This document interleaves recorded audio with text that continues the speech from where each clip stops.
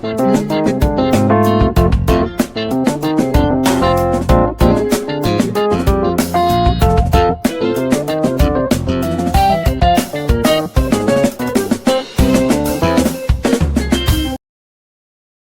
everyone. You are welcome to Anchor Network, where you get reliable and authentic news that are so crucial to you.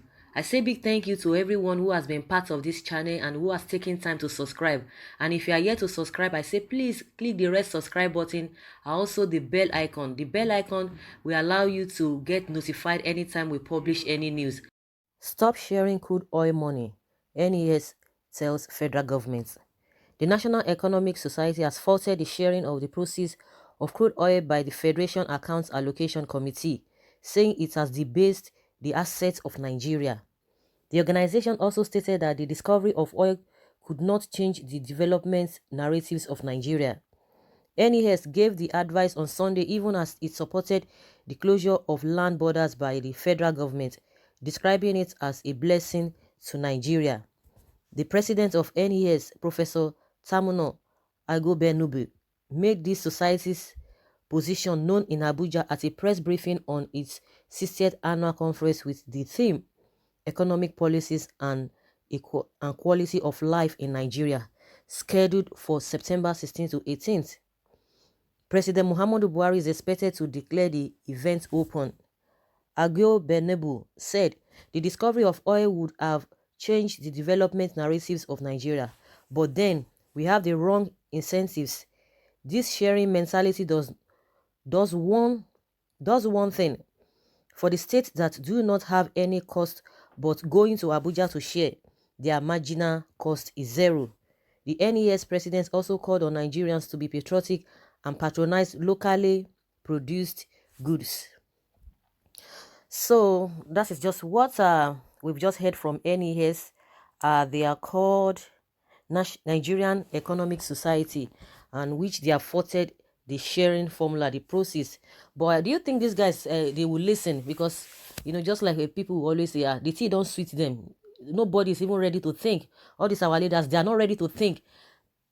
Since the discovery of oil in Nigeria, nobody is trying to think of anything because they just see it as free money. Like, we know that we have a lot of resources, both human and natural resources, but they are not ready to tap. They will be giving excuses that, some things are in concurrent list, they are not in concurrent list. They'll be speaking all manner of things that they need some kind of what is it called, a permission to be able to tap into what they have even in their own state.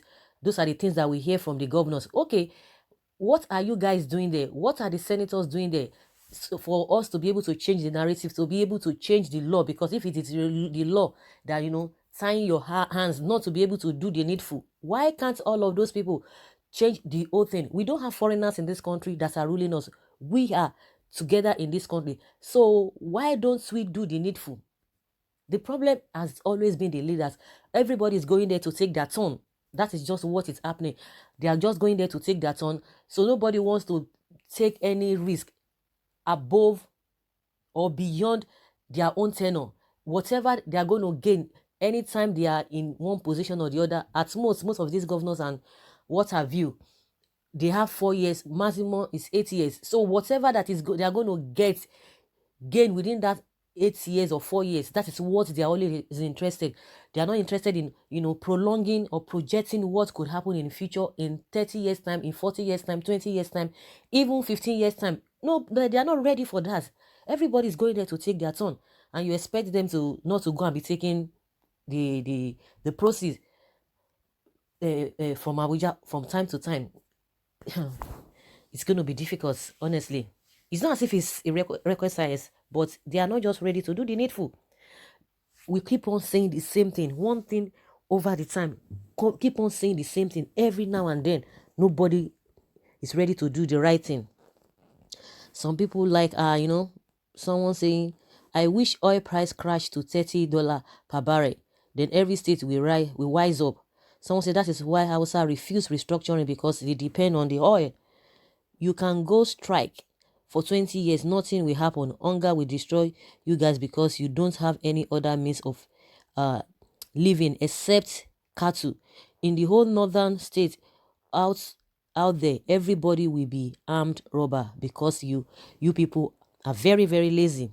Someone say yes, Hausa are lazy because they are not Yahoo armed robbers, and they don't kill or sell their mothers, wives, and children because of money. They are not into drugs and human trafficking. That's what somebody's saying here. Another one says money must be disbursed, but there should be accountabilities starting from the president's office to the least in the local government. So guys, those are the reactions of people, and I don't know what you think about this whole thing.